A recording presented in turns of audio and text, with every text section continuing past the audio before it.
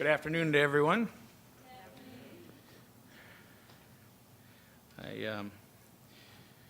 The other day, somebody asked me, says, your wife, she's so patient with the children. Where does she get that? This guy.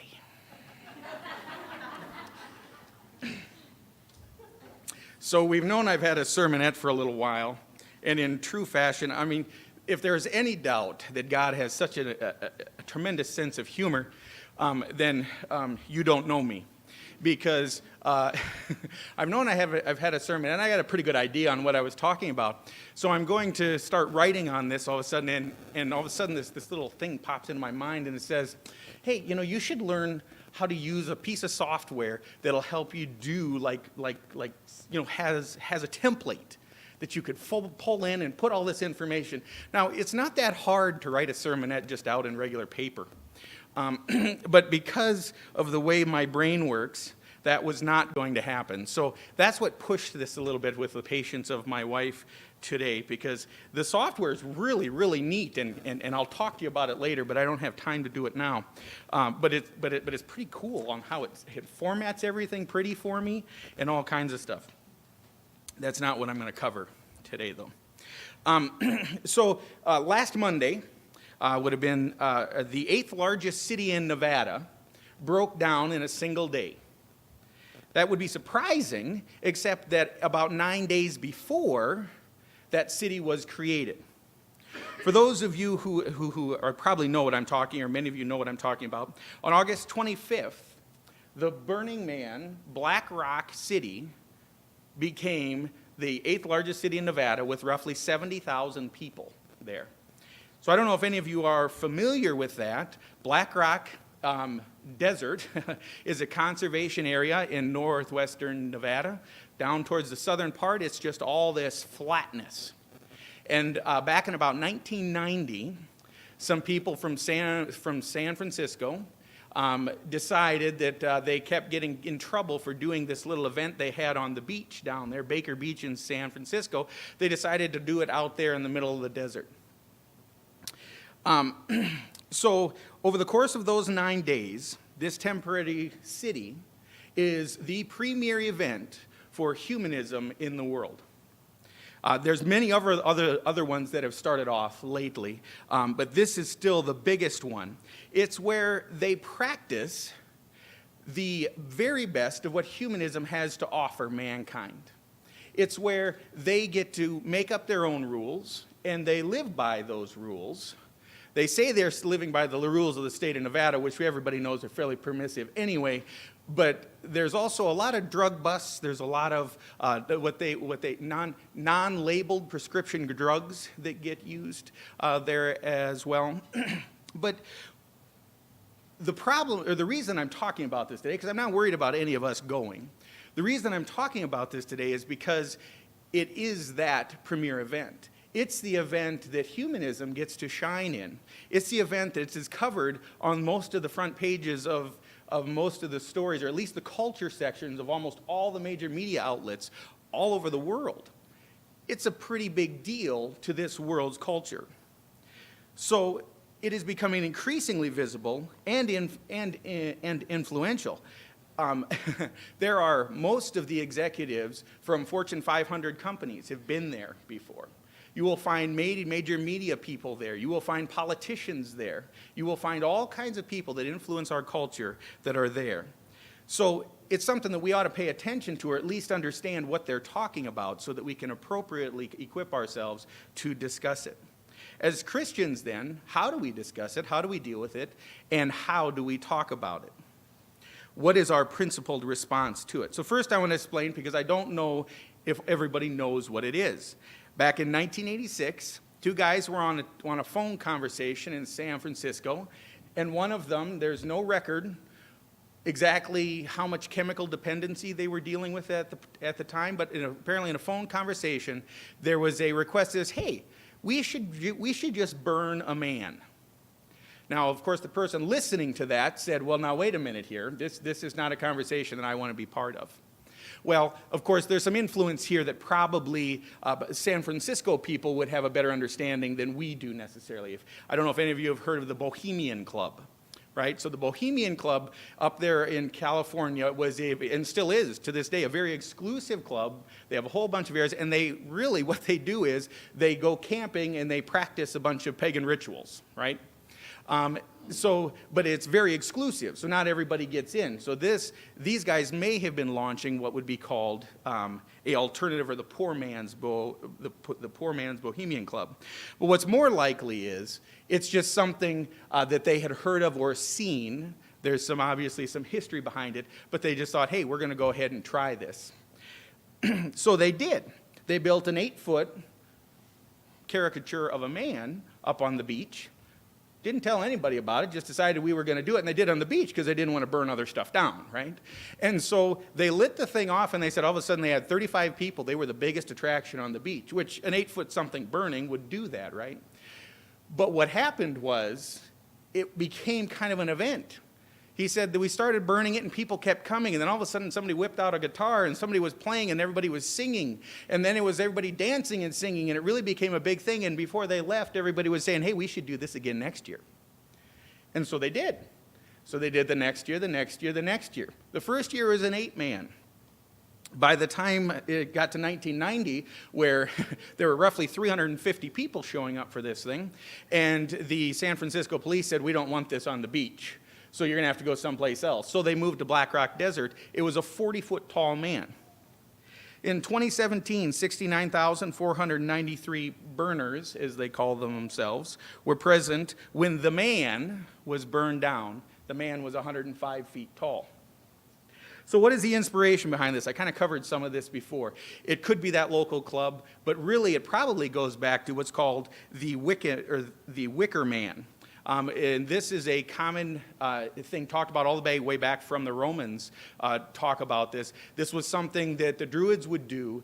They would put people inside this, and you'll notice most of the Burning Man pictures, if you look at them, you could fit people inside because they're following after that. You would put people inside and you would burn them as a sacrifice to your God. That's what the physical inspiration is. Now, I'm not saying these guys are doing that. It's a little bit different. But I think this goes to the point of we don't understand. Half of these people are doing things that they don't understand what they're doing. And when they do, I think they would be pretty offended by it. So right off the bat, we take a look at where the inspiration come from. And we can say, okay, this probably isn't a good idea. It seems to be pretty nonsensical, right? And I would agree, it probably is. But we'll see a little bit later that there's some stuff that gets brought into it. It has ties to pagan traditions. And on top of that, they burn a lot of stuff. So apparently pyromania is pretty important to them. So I got to get moving here. All right. So basically, their mission, their vision, what they're trying to do, they're trying to create the utopian or practice utopian humanist society, and it's all governed by these 10 principles. Okay.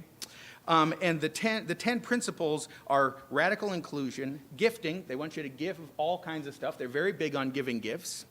Decommodification, meaning basically everything is free. You take care of yourself, and the next one is radical self-reliance.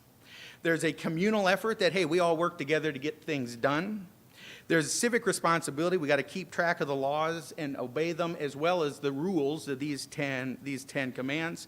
That they're to leave no trace.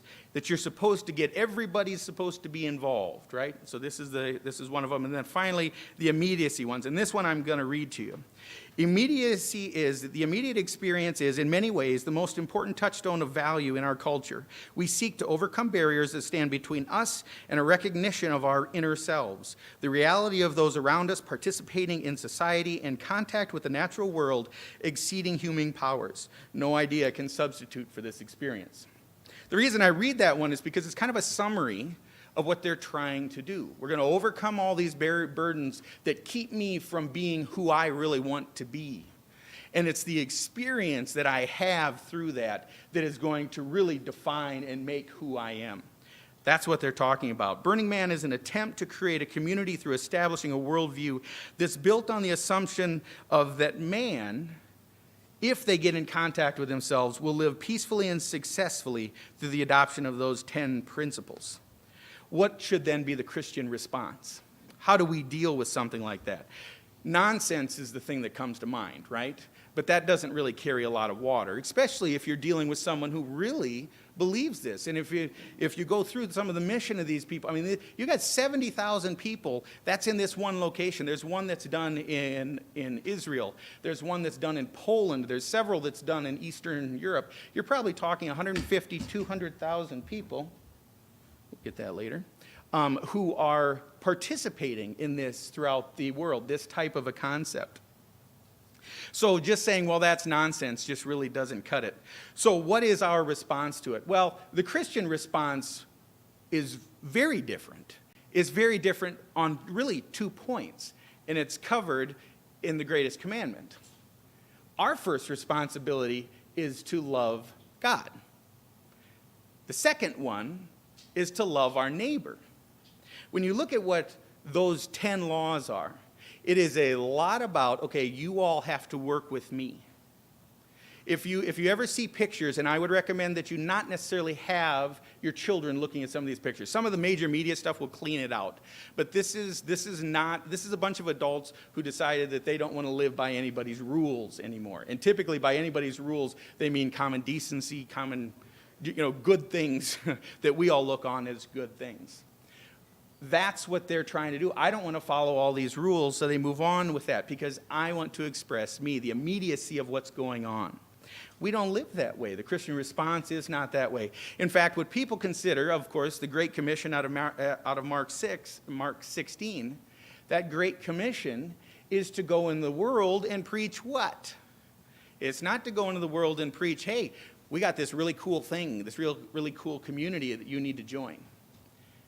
Preach the gospel, which we'll talk about later, is creating a community, but it's not a community that you and I define. It's a community that you and I live in or try to live in, but we don't get to control it. Whereas here, they get to control it. And it's not about me as an individual getting to say, hey, I'm a member of this community, I'm a vital member of this community, and everybody needs to accept me for who I am. It's, here's the rules that govern how we live because we are called by a higher person or a higher being. And the interesting thing about the counterfeitness of this is that they have 10 rules. And we have 10 rules, right? Christianity has 10 rules as well. But what's the dramatic difference between those two? If you go back and you look at those 10 principles they live by, 2 of them have to do with something other than themselves. But it's always about how I interact with something else. It's always about how I get to fit in with something else. It's about me. Our 10 commandments, top 5 are about God. Top 6, top 5, top 6, really, with the Sabbath, right? They are all about God. And then the rest of it is about how I interact with other people, not what I get out of interacting with other people. In fact, none of the commandments in any way, shape, or form indicate that I get anything. It's the description of the commandment, of the commandments, or the byproduct is where I start to get stuff. So that's a pretty drastic difference. The Christian response is, it's not about me, right? It's not about that. So, actually, I already went through that. There's no mention of self in these commands. It's a very big difference, and it's a very big thing that we have to think about.